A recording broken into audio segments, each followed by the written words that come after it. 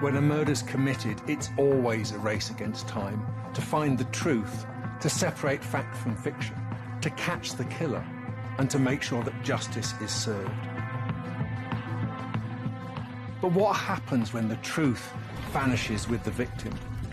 I'm Dr. Richard Shepherd, and I've spent my entire career as a forensic pathologist, performing nearly 23,000 autopsies.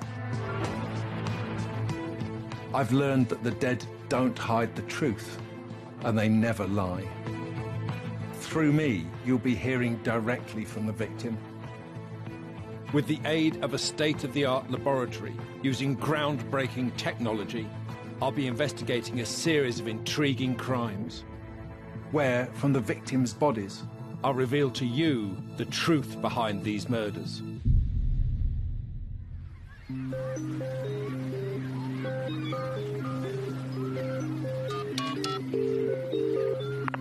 Good morning, Dorset Police.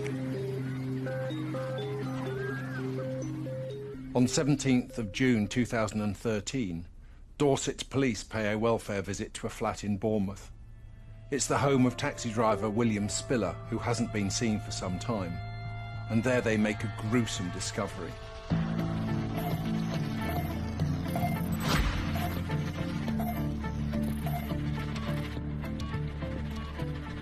Dorset Police receive a phone call from a woman who says she's concerned. She's had no contact with her boyfriend for some weeks now. The problem the police have in relation to a phone call like that is that they're both adults, they're both grown-ups. These are not uncommon things to happen. If as an adult you don't want to contact somebody or call them, then you're perfectly entitled to do that. It's a very difficult situation for the police to deal with. William's girlfriend hadn't heard from him for quite a while, and obviously she was worried. Something didn't seem right, and the neighbours also alerted them. They're reporting their flies, dead flies, flies everywhere, swarming, and a smell. Police or a social services type organisation must go and look, because, you know, there are welfare concerns. The woman had been receiving texts and messages via the phone, but had never actually spoken to the boyfriend. And that was unusual. And at that point, I think Dorset Police were quite right to decide that they would go and check on the person's welfare, which is basically to go and knock on the door and say, "Are you okay?"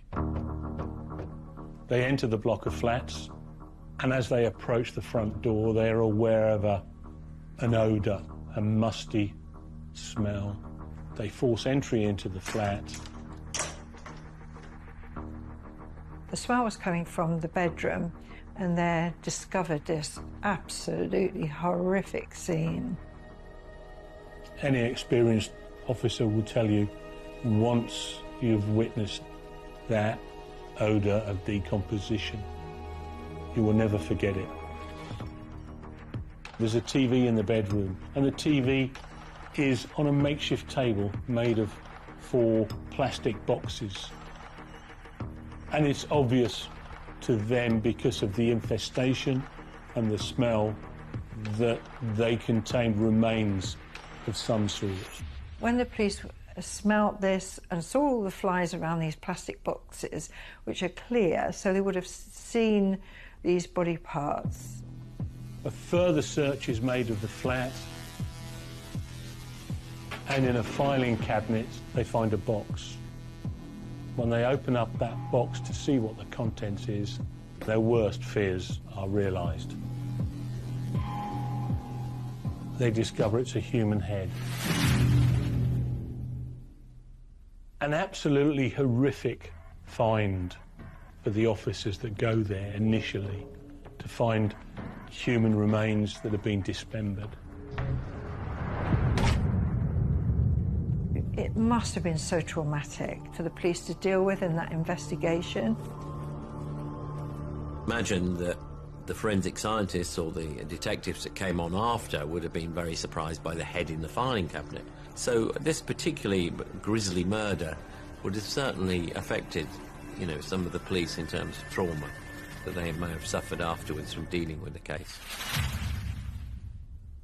At this point, the officers withdraw, the flat is cordoned off, and obviously Detective Branch is informed, and a homicide investigation is commenced. It was immediately clear from the way the body parts had been stored that this was not typical of a murder scene. It would be unusual for the police to find something so ordered and something so obvious. I mean, usually if someone is dismembering a body, it's to conceal it, not to use it as a table for the TV. So the police would have been very confused about why has this person gone to so much time to put a body in boxes and then just to leave it there for it to be discovered. So in this case, this isn't about concealment, this is about order. The evidential trail starts right away. This is actually a very complex crime scene, even down to some of the things that perhaps might not be obvious. Do all the body parts belong to the same body is the first thing, or are we looking for other victims?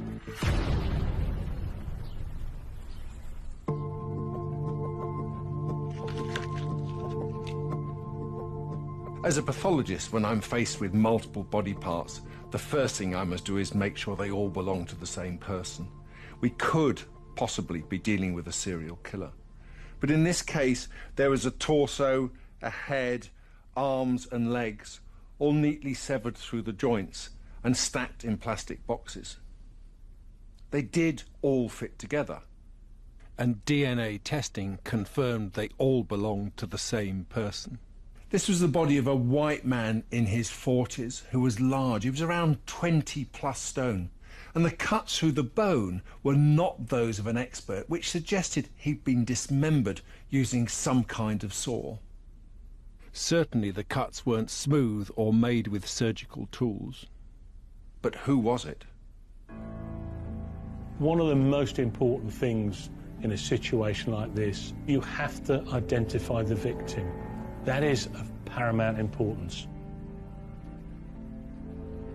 The dismembered body was in such a state of decay, there was very little left to identify the remains. But what we did have was his teeth.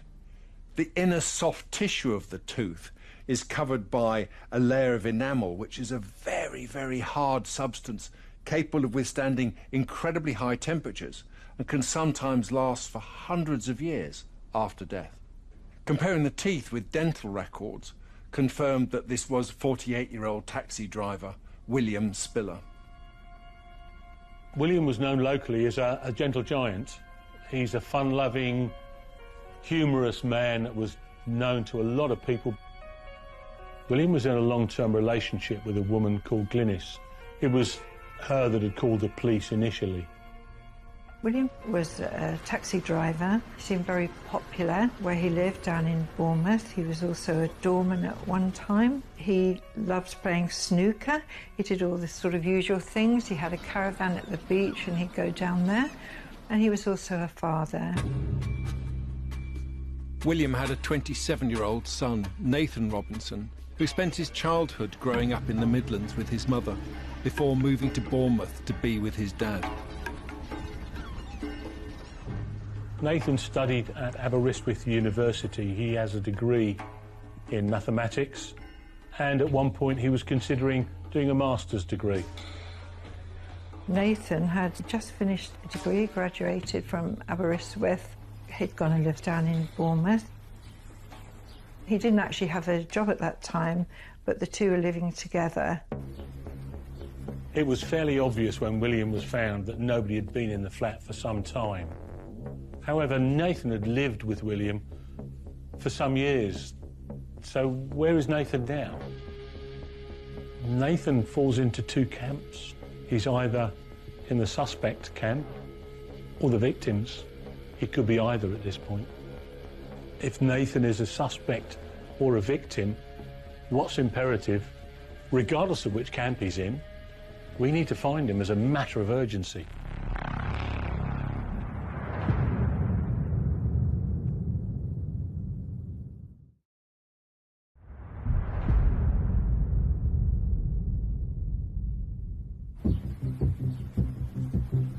In a quiet cul-de-sac in Bournemouth, police have launched a murder investigation after finding the dismembered body of taxi driver William Spiller neatly packed in storage boxes.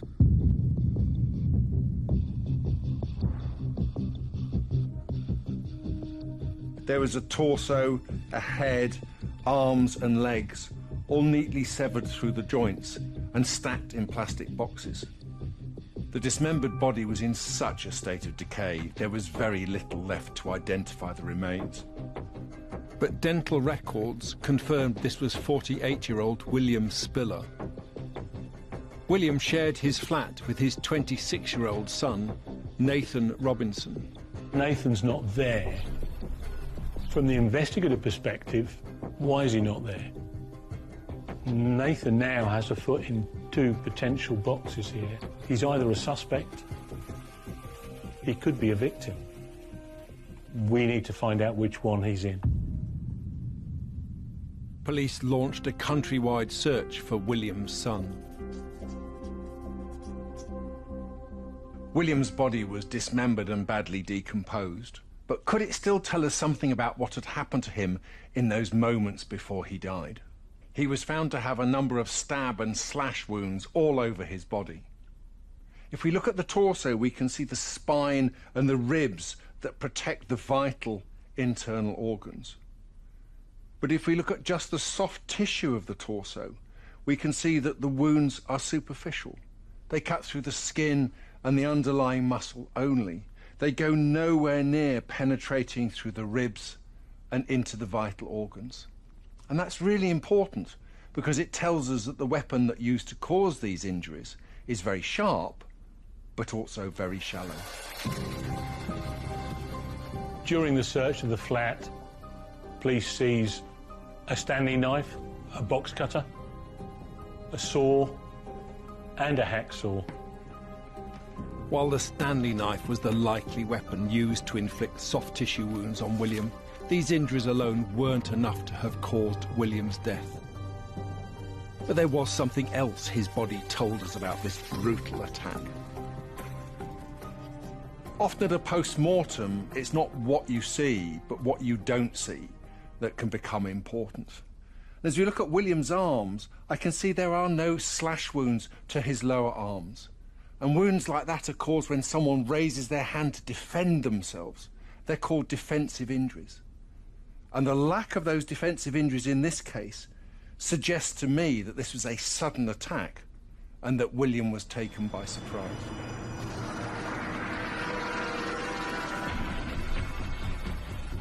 So there's no defensive wounds on the body, and you're talking about a man as big as William, who is 20 stone and 6'4". So what you're looking at here is a surprise attack or an attack by somebody actually trusted. And there was no time, obviously, for William to defend himself. When the police attend any homicide in a domestic environment, one of their suspicions is an immediate family member, because unfortunately 40% of all homicides actually are domestic homicides in the home by relatives. It's actually more common than you think, and people are more at risk sometimes from people they know than strangers. And so therefore the police would first investigate the immediate family members for a motive, for potential harm to each other, and they would suspect a domestic argument that had gone too far, etc. However, they would have been shocked by the fact that this body had been dismembered and ordered into boxes and left there in the apartment in such an ordered way, because that sort of approach to a body is very unusual in a family murder or domestic murder. The police investigation continued to focus on Nathan Robinson, and detectives began to build a picture of his relationship with his father. When the police were searching the flat looking for evidence, one of the things they found was an IOU note from Nathan to William for an absolutely staggering sum, £36,000. That is just unbelievable. Nathan doesn't have a job. and William is effectively funding Nathan's lifestyle. There seemed to be an issue of money between them. Nathan was certainly seeing in his father a cash cow. He owed his father a lot of money, and if he needed anything, he would go to his father. He didn't actually have a job, although he did have a good degree. He seemed to depend on his father for money, and the relationship seemed pretty heavily biased that way. There are obviously problems within the relationship, and a lot of this stems about money. William lent Nathan some money so that he could go on holiday to Thailand. The understanding was that that money would be paid back to William, but that never happened. And the problem arose because William now didn't have that money. He was unable to pay the insurance for his taxi. It's his livelihood, that's how he makes his living. Nathan wasn't in education, so the father's expectation would be that he should support himself through being employed, and of course there would have been a disappointment for the father if that didn't happen, so that would have created conflict. Police inquiries with friends and family revealed that Nathan and his father repeatedly clashed over money. Do you expect me to subsidise you for the rest of your life? Was one of the remarks that was heard by a neighbour during one of their arguments. Money can be a source of conflict in a relationship within a family. It certainly can be. There was a conflict between them about money, and that seemed to escalate over time. As work continued on tracking Nathan down, detectives needed to establish a timeline of events around William's death.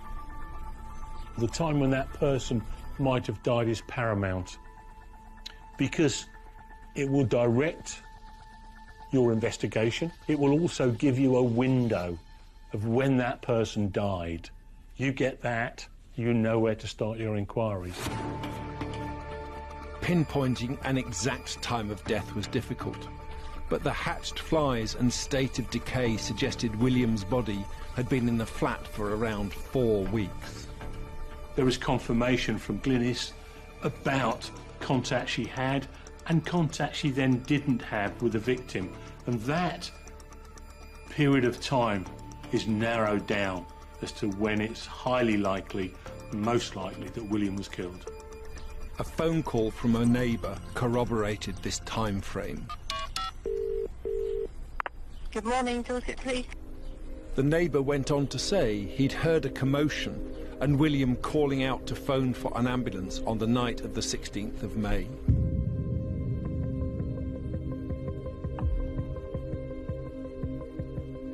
With a rough time of death, the investigation could pick up speed and hone in on a potential suspect.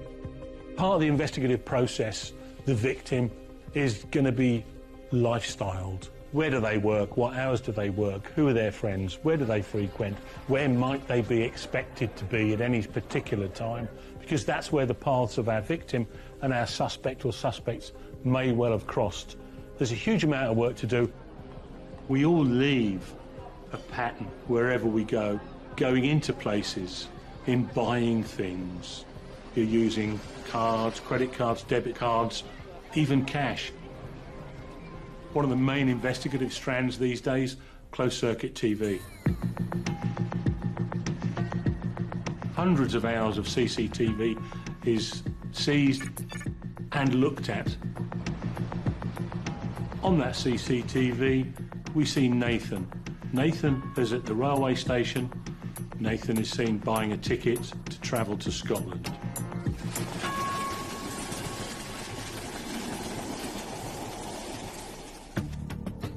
This trip to Glasgow in Scotland happened on the 17th of May, the day after a neighbour reported a commotion at William's flat.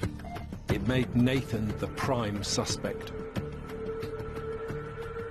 But with no criminal record, lots of friends and no concrete evidence, he seemed an unlikely murderer.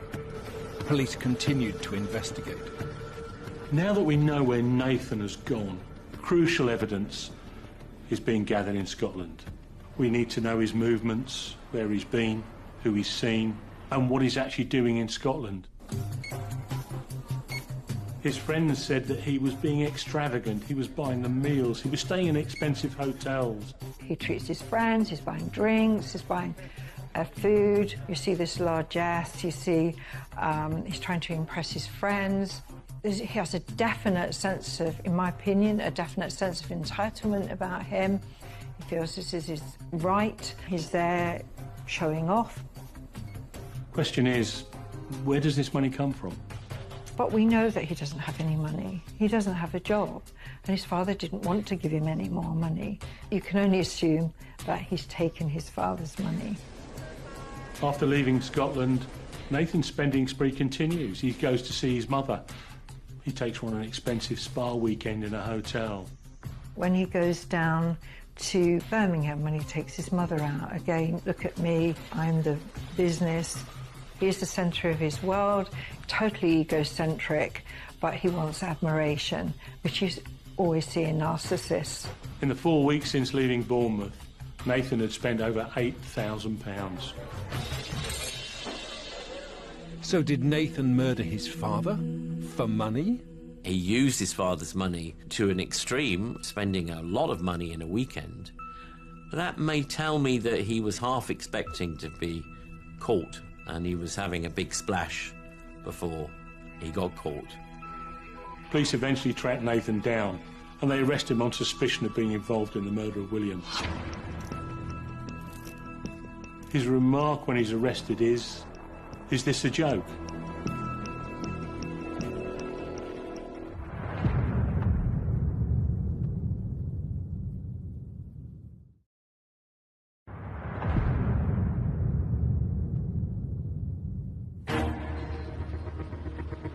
After William Spiller's body was discovered, carefully dismembered and neatly packed in storage boxes, police arrested their prime suspect, his 26-year-old son, Nathan Robinson. William's body had been slashed with a knife, but there were no defensive wounds, suggesting a surprise attack by someone in the home. Shortly after the murder, Nathan had gone on a spending spree in Scotland and Birmingham with his father's money. Well, it seemed that after he'd cleaned up and he'd ordered the flat in the way that he did, that he couldn't remain there. He needed to leave the flat and go away to Scotland, to Glasgow, to see friends. And so obviously the environment of his father being there was impacting on him, that he couldn't stay there the weekend. Police eventually track Nathan down, and they arrest him on suspicion of being involved in the murder of William. His remark when he's arrested is this a joke? It's a strange response for somebody that's been arrested for such a serious offence.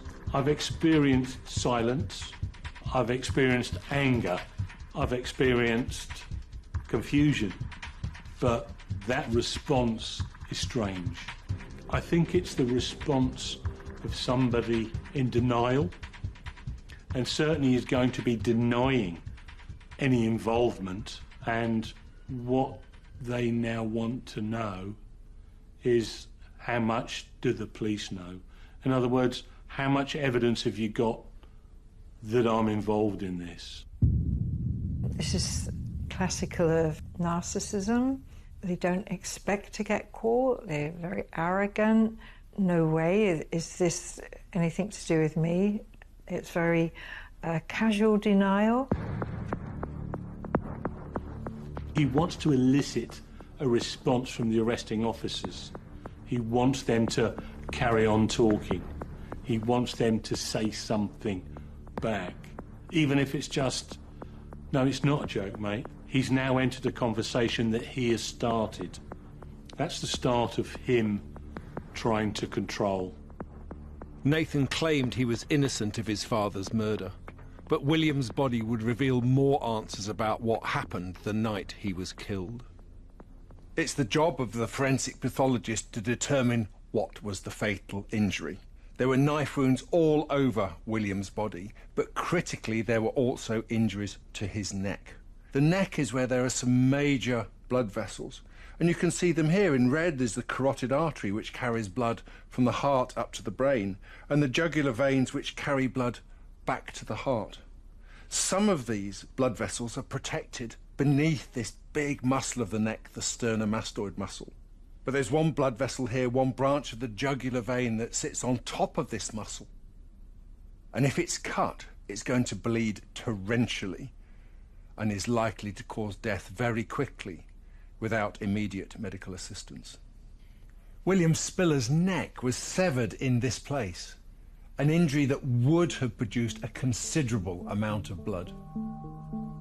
Cutting up the body would create even more blood, but when police first discovered William, the flat didn't look like a crime scene. One of the things that was noticed was that the flat was very clean. In other words, if somebody is dismembered at that flat, you would expect there to be blood staining, blood spattering, a whole array of things. If you dismember somebody, it's very difficult to clean up afterwards. It takes quite a considerable amount of effort. One of the things that the police discovered afterwards was that the neighbour had complained to Nathan that he had a pink liquid coming down the wall in his bathroom. The neighbour came upstairs to inquire what that was, to report it to him, and he immediately covered for that. The neighbour says very cool, calm and collected. Nathan claimed he had spilled red wine. Nathan didn't bat an eyelid and was absolutely normal in explaining why that was happening to the neighbour. The pink fluid was probably a mixture of bleach and blood.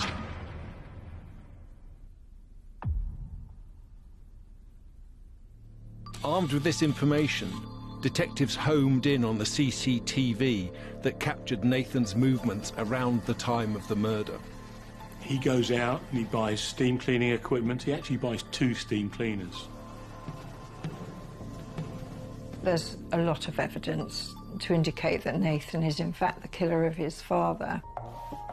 And a forensic sweep of the flat revealed critical evidence that the killer hoped to have washed away. Just because you clean up blood doesn't mean to say it's not still there. So it might look clean, but it's not. From the investigative process of using a liquid, be it bleach, be it soapy water, to try and get rid of bloodstains, what you're actually doing is spreading it. That stain that was 6 inches around, when you dilute it, now becomes 12 inches, 14 inches, 24 inches. And what you're actually doing is moving the blood into the cracks and the crevices where you may not be able to see it, but forensically, we can find it. Cutting up a body, especially in a domestic environment, rather than a clinical environment, will make a lot of mess. To systematically go through and clean that up, it shows a level of not thinking about what has happened and just getting on with the job and thinking about it as a task, cleaning task, rather than what it represents. This was just something that had to be cleaned up and ordered, which he did meticulously and very carefully. So obviously this to him was just a task that needed to be done. So he was completely in control of what he was doing, you know. There was no sort of lost touch with reality. He knew what he'd done, knew what he was going to do. He was going to try and cover for himself to get away with this murder. Nathan also spun a web of lies to make it look as if his father was still alive. After William's death, Nathan goes to a huge amount of effort to cover up the fact that he's dead.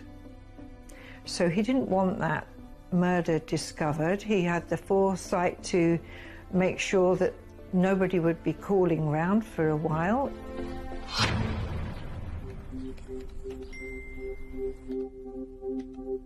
He pays the rent for the flat a month in advance, so nobody's going to come knocking on the door. He actually used his father's phone to communicate with William's girlfriend Glynis to convince her that he's still alive. She'd had some text messages, and those that she'd had, she didn't actually think sounded quite right, because she knew that William would be in touch with her. He sends messages saying that William's gone to the Midlands because one of his friends is dying and he wants to be with him. You know, a terribly cruel thing to do. And when Glynis first tried to report William missing to the police, Nathan called them with his own version of events. Good morning, Dorset Police Inquiries. And who's calling? Nathan Spiller. And how can we help? I just had a missed call off you, and my friend phoned me up saying that my dad's gone missing or something. Or someone's reported him missing. What's his name? William Spiller. So where is he then? He's up with his friends. His friends got cancer, so he's been stopping with him. He's actually explaining away why his father is not being seen. And all the time he knows exactly where his father is. Just a cold, callous, calculating thing to do. I think that Nathan is looking for excuses. He knows the evidence that's against him. It's overwhelming. And he is trying every single avenue to get out of it. But he'd reached the end of the road. On the 18th of June 2013, Nathan Robinson was arrested and later charged with the murder of his father William, the unlawful disposal of human remains, and theft. What we understand by patricide, when a son or daughter kills a parent, is that the relationship between the son and the father is detached and possible hatred between each other.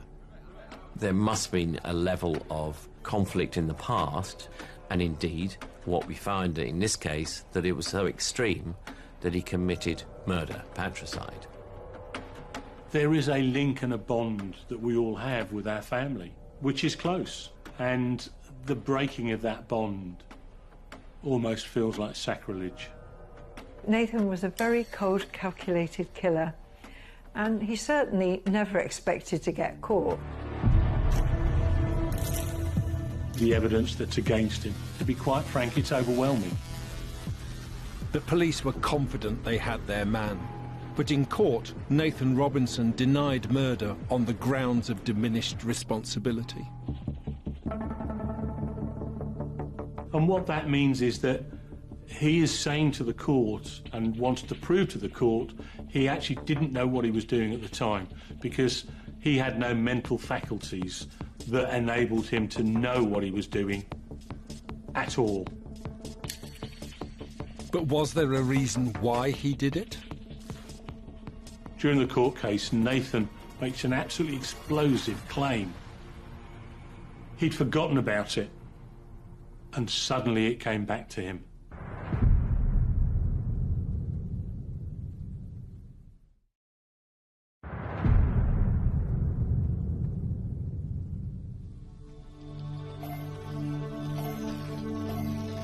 When police officers carried out a welfare check on a Bournemouth flat, they discovered the dismembered body of taxi driver William Spiller, stored in plastic containers.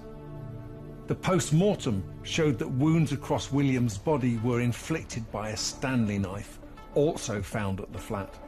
William's son Nathan was the only other person living at the flat. Around the time of the murder, neighbours had reported a commotion. Nathan was spotted on CCTV buying cleaning products, and then went on a spending spree with his father's money. After a nationwide search, police arrested William's son, Nathan, and charged him with murder.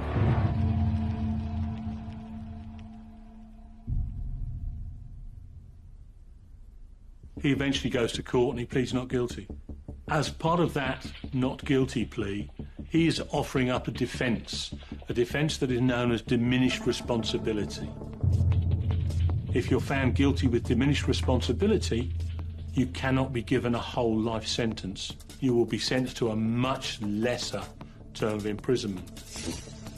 There's an element of sadism almost in this, because he's making William's girlfriend and the family of his father go through the horrific details of the crime. If he'd have pleaded guilty, none of that would have happened, but now he's got the best of both worlds. He's trying for that. He's trying to get a reduced sentence, and he's enjoying the details of his crime coming out, and it's a kind of celebrity notoriety that you get from that as well. So I think that would have appealed to him, because I do think he wants attention. As part of Nathan's diminished responsibility plea, Nathan accepts that he killed his father. He accepts that he watched him die and that he didn't call an ambulance that could have potentially saved his life. He then says he has no memory whatsoever of those events.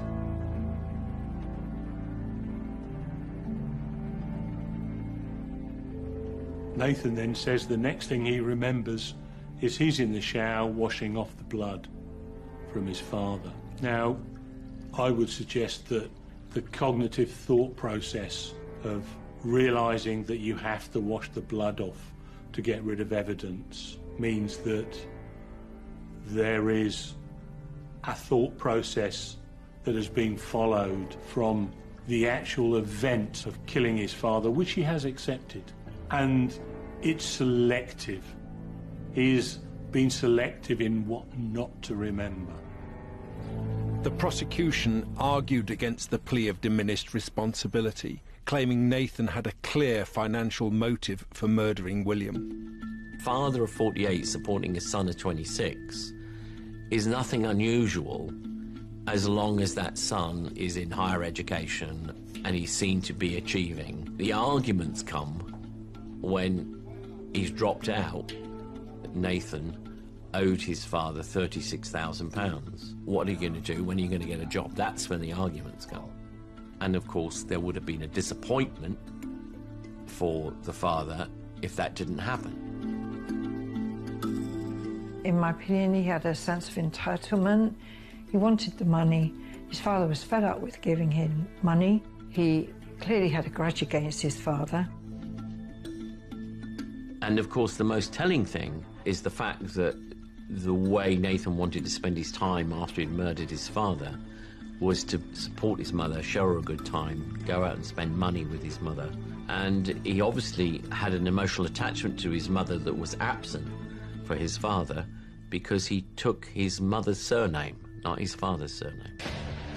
The Oedipus complex was first talked about by Sigmund Freud, and he suggested that sometimes a son competes with the father for the attention and love of the mother, and so that the son and father are in conflict, and in some cases this can be so extreme as to lead to violence between the father and son, and even death and homicide. After the prosecution rested their case, it was the turn of Nathan's defence team. Nathan's barrister suggested during the case that this was an unusual crime, that it was a result of a sudden snapping that caused the killing, and that the crime had no motive. But did William's body support this claim? The multiple injuries on William's body would tend to indicate a sudden explosion of violence. But the fact that Nathan watched him bleed to death and then dismembered his body would suggest something far more calculated. We know that Nathan had used a Stanley knife to inflict the injuries, but the police also found a couple of saws that he'd used to dismember the body. William Spiller was a big man. He was 6 feet 5 inches, that's nearly 2 meters tall, weighing 160 kilograms, that's about 25 stone. Dismembering him would not have been easy. Joints are particularly complex, with interlocking pieces of bone held together with tight ligaments. Take the shoulder joint, for example. Here, the head of the humerus, the clavicle, and part of the shoulder blade all are fixed together by tight fibrous bands, and then we can see how they're surrounded by muscle and other ligaments keeping it together. Dismembering a body is never easy. It must have taken him hours and hours. William's dismembered body revealed that this was not a moment of madness. Quite the opposite.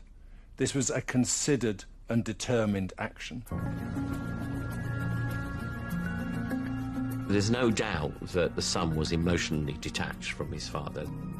This particular individual would have been particularly callous and not have much empathy for the victim, and to have systematically tidied up and then stacked them in boxes after dismembering the body shows a level of detachment from reality and what has gone on in the room.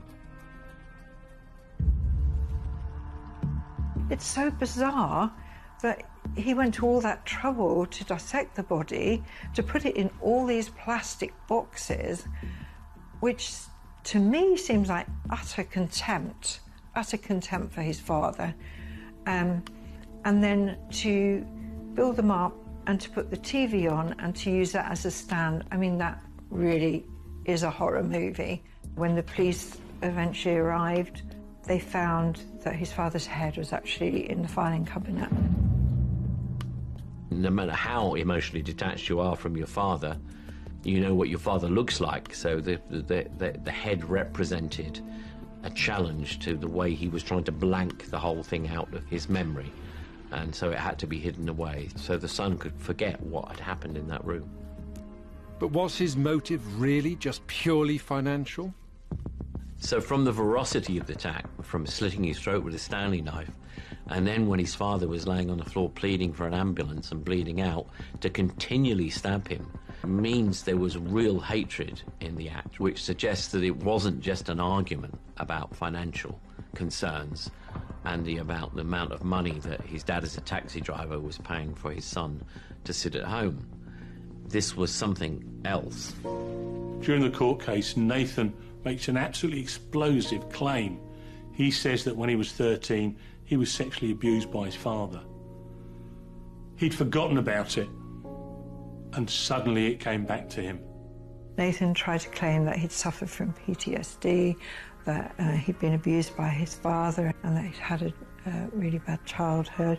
If somebody has post-traumatic stress disorder from a long period of abuse, if that had happened in childhood, then yes, I could see how a person could snap, or a child might want to get out of that situation. It seemed to kind of come out of the blue, his defence of abuse. He knows it can't be proved, but also it can't be disproved as well. Nathan says, well, I was sexually and physically abused as a child. That may well have happened. We do know that children who have been sexually abused under the age of 10 are much more likely to commit homicide than children who have not had that experience. But with no evidence, the court finds it difficult because he could be making it up as a way of defending himself. William is described as a caring, loving father. His father always kept him. He didn't have to have him at the flat. Nathan didn't have to go and live there. He could have gone and lived somewhere else, you know, after his degree course finished. It just doesn't wash. There's nothing there actually in his past, or they had nothing there that could back up that claim. Nathan is easily able to manipulate William, to wrap him round his little finger, to get him to do what he wants. We can speculate as to why William is happy to do that. It could be guilt. It could be a whole host of reasons. It's up to the jury to decide whether or not they believe him. We'll never know exactly what happened between William and Nathan and why their relationship broke down with such devastating consequences. After a 3-week trial, the jury took just 2 hours to return their verdict. Nathan was found guilty and sentenced to life imprisonment. The judge remarked during his sentencing that this was a callous, cold-blooded, premeditated murder of William, the motive being financial. He believed the money was his. He had this sense of entitlement. It was there, and he would do what it took to get this money and then to cover his tracks. I think the only way you can look at Nathan when you know all the circumstances and all the facts of this case is he was a cold, calculating person. He was driven by money. People say that money is the root of all evil, and that's actually not correct. What is correct is the love of money is the root of all evil. Nathan is just pure evil. It was a fatal wound to the neck that killed William Spiller, but the lack of defence wounds proved he didn't expect to be attacked by his own son and left to bleed to death. Nathan tried to cover his tracks, throw the police off the scent and claim childhood abuse had triggered the assault. But the clinical dismembering of William's body proved this was no sudden snap of anger. It was considered and calculated. And for that reason, his body revealed the cold, hard truth about his murder, and a dangerous killer was brought to justice.